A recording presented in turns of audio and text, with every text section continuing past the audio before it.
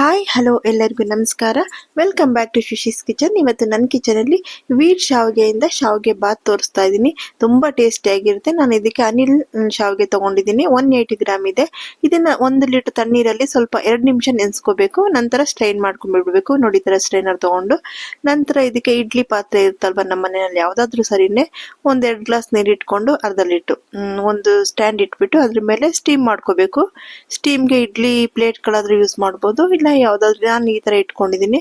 ಇದರಲ್ಲೇ ಸ್ವಲ್ಪ ಫ್ರೋಸನ್ ಪೀಸ್ನ ಒಂದು ಕಪ್ಪಲ್ಲಿ ಇಟ್ಬಿಟ್ಟು ಅದನ್ನು ಸ್ಟೀಮ್ ಮಾಡ್ಕೊತೀನಿ. ಇದು ಒಂದು 6ರಿಂದ 7 ನಿಮಿಷ ಅಷ್ಟೇ ಮಾಡ್ಕೊಂಡ ನಂತರ ನೋಡಿ ಈ ಥರ ಬೆಂದಿರುತ್ತೆ. ಇವಾಗ ತರಕಾರಿ ಎಲ್ಲ ನಾನು ಕಟ್ ಮಾಡಿ ಇಟ್ಕೊಂಡಿದ್ದೀನಿ. ಈರುಳ್ಳಿ, ಹಸಿಮೆಣಸಿನಕಾಯಿ, ಕರಿಬೇವಿನ ಸೊಪ್ಪು ಮತ್ತು ಬಟಾಣಿ, ಬೀನಿಸ್, ಕ್ಯಾರೆಟ್, ಟೊಮೆಟೊ ಇಷ್ಟು ತೊಗೊಂಡಿದ್ದೀನಿ. ಮತ್ತು ಕೊತ್ತಂಬರಿ ಇದು ಸೊಪ್ಪಿದೆ, ತೆಂಗಿನಕಾಯಿ ತುರಿ ಇದೆ, ಹೋಲ್ ಗರಂ ಮಸಾಲ ಮತ್ತು ಜಿಂಜರ್ ಗಾರ್ಲಿಕ್ ಪೇಸ್ಟು ಇಷ್ಟು ತೊಗೊಂಡಿದ್ದೀನಿ. ಒಂದು 2-3 ಸ್ಪೂನ್ 4 ಸ್ಪೂನ್ ಆಯಿಲ್ ಸೇರಿಸ್ಕೊಂಡು ಬೇ ಲೀಫ್ ಹಾಕ್ಕೊಂಡು ಚಕ್ಕೆ ಲವಂಗ ಮತ್ತು ಜಿಂಜರ್ ಗಾರ್ಲಿಕ್ ಪೇಸ್ಟ್ ಕಮ್ಮಿಯಾಗಿ ತೊಗೊಂಡು ಒಂದು 1/2 ಸ್ಪೂನು, ಚಿಕ್ಕ ಸ್ಪೂನಲ್ಲಿ 1/2 ಸ್ಪೂನ್ ಅಷ್ಟೇ ಅದನ್ನ ತೊಗೊಂಡು ಹಾಕ್ಕೊಂಡಿದ್ದೀನಿ. ಇವಾಗ ಈರುಳ್ಳಿ, ಹಸಿಮೆಣಸಿನ್ಕಾಯಿ, ಕರಿಬೇವಿನ ಸೊಪ್ಪು ಇದನ್ನ 3 ಸೇರಿಸ್ಕೊಂಡು ಅದ್ರ ಜೊತೆಗೇನೆ ಫ್ರೈ ಮಾಡ್ಕೊಳ್ಳೋಣ. ಅವಾಗ ತಳ ಹಿಡಿಯಲ್ಲ ನಿಮಗೆ ಜಿಂಜರ್ ಗಾರ್ಲಿಕ್ಕು.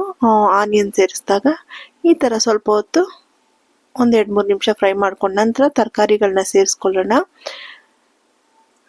ನಾನು ಬೀನೀಸು, ಕ್ಯಾರೆಟು, ಬಟಾಣಿ ಇಟ್ಕೊಂಡಿದ್ದೀನಿ. ಆಮೇಲೆ ಟೊಮೆಟೊ ಸೇರಿಸ್ಕೊತೀನಿ. First tomato ಸೇರಿಸಬಾರ್ದು.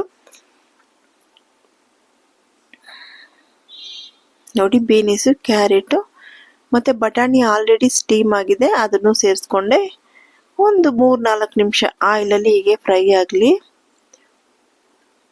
ಸ್ವಲ್ಪ ಸಾಲ್ಟ್ ಸೇರಿಸ್ಕೊಳ್ಳೋಣ. ಸೇರಿಸ್ಕೊಂಡು ನಂತರ ನಾನು ಒಂದು ಟೊಮೆಟೊ ಕಟ್ ಮಾಡಿ ಇಟ್ಕೊಂಡಿದ್ದೆ, ಅದನ್ನು ಸೇರಿಸ್ಕೊಂಡು ಸ್ವಲ್ಪ ಕೊತ್ತಂಬರಿ ಸೊಪ್ಪು ಇವಾಗ ಸೇರಿಸ್ಕೊಂಡು ನಂತರ ಸ್ಟೀಮ್ ಆಗಿತ್ತಲ್ವ ಶಾವಿಗೆ, ಅದನ್ನು ಸೇರಿಸ್ಕೊಂಡು ಚೆನ್ನಾಗಿ ಮಿಕ್ಸ್ ಕೊಟ್ಬಿಟ್ಟು 1-2 ನಿಮಿಷ ಮುಚ್ಚಿಡೋಣ. ಹಬೆನಲ್ಲೇ ಬೇಯಲಿ. ಆಮೇಲೆ ಕೊತ್ತಂಬರಿ ಸೊಪ್ಪು, ಸ್ವಲ್ಪ ಗರಂ ಮಸಾಲ 1/4 ಸ್ಪೂನು, ತೆಂಗಿನ ತುರಿ ಸೇರಿಸ್ಕೊಂಡು ಮಿಕ್ಸ್ ಮಾಡಿಕೊಂಡು ಸ್ವಲ್ಪ ನಿಂಬೆ ರಸ ಸೇರಿಸ್ಕೊಂಡ್ರೆ ಟೇಸ್ಟಿಯಾಗಿರುತ್ತೆ. ನನಗೆ ನಿಂಬೆಹಣ್ಣು ಖಾಲಿಯಾಗಿತ್ತು, ಅದರಿಂದ ಸೇರಿಸಿಲ್ಲ. ನೀವು ಸೇರಿಸ್ಕೊಳ್ಳಿಪ್ಪ, ತುಂಬ ಟೇಸ್ಟಿಯಾಗಿರುತ್ತೆ.